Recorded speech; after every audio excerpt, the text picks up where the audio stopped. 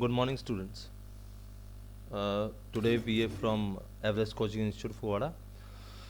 हम कंटिन्यू करेंगे अपनी डिस्कशन साउंड चैप्टर के लिए. अब हमने बात की थी फर्स्ट पार्ट में अपने कि साउंड कैसे ट्रैवल करती है. Then we discussed about frequency, amplitude and wavelength.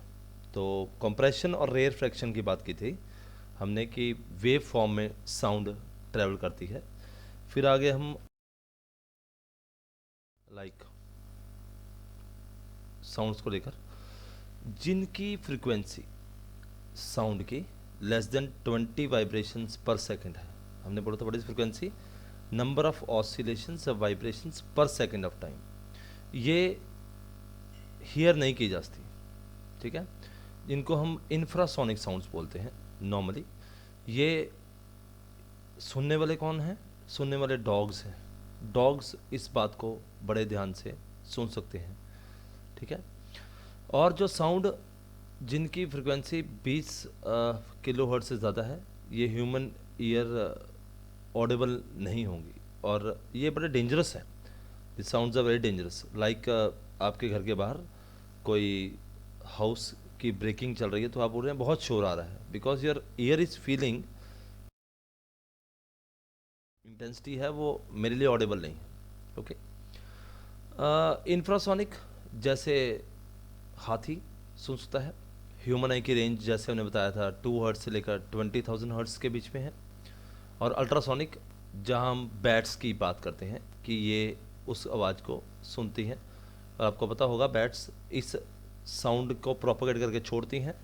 अगर कोई सामने कुछ उसके आता है तो उसको समझती हैं कि ये क्या है, फिर उसके ऊपर अटैक करने की कोशिश करती हैं. तो ये कंसिस्टेंटली आपने देखी होंगी काफ़ी मूवीज़, जैसे गाजी अटैक है. उस गाजी अटैक में क्या करते हैं, वो सुनार छोड़ते हैं और बीप के बाद पता लगता है कितनी बीप के बाद वो साउंड मेरे पास वापस आई, तो वो कहते हैं सामने कुछ है. तो ये मुझे बताता है कि मेरा पाथ क्लियर है या नहीं क्लियर.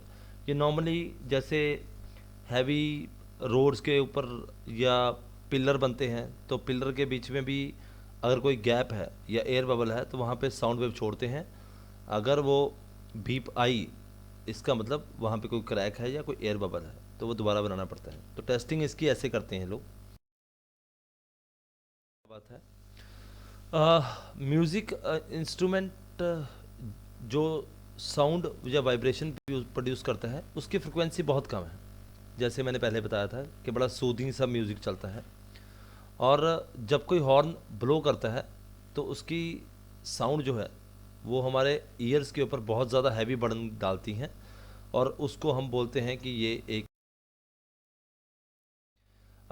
जैसे आपने इस वीडियो में देख रहे हैं कि म्यूज़िकल साउंड ऐसे है और नॉइज़ ऐसे है. Noise means consistently beating of something जिससे आपको नॉइज़ आती है, ठीक है.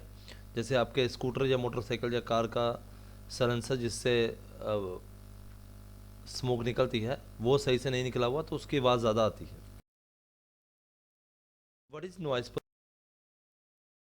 मैंने कहा था कि एक लेवल है साउंड का जिस के बियॉन्ड हम उस साउंड को सुनने के लिए सक्षम तो हैं, बट वो बहुत ज़्यादा हमारे लिए डेंजरस होता है.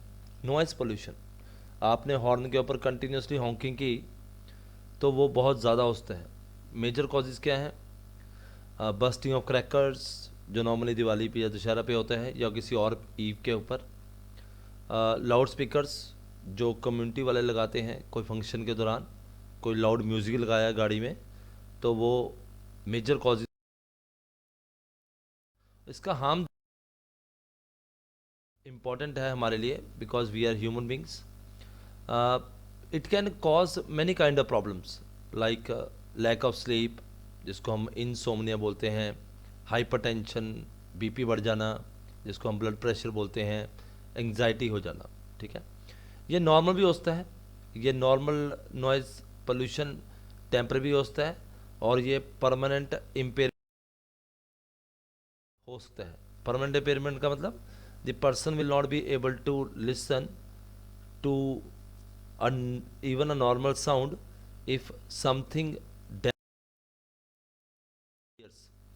अब क्या कर सकते हैं?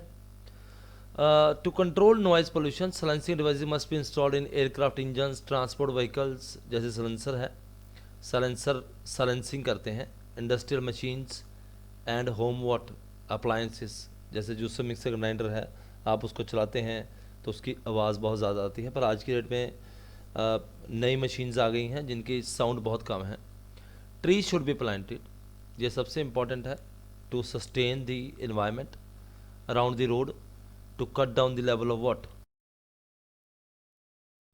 हमें उम्मीद है कि ये पॉइंट आपको समझ आ गया होगा, जहां हमने हेयरिंग और नॉइज़ के रिलेटेड बात की है कि what is the problem that we having in the case the noise is actually there.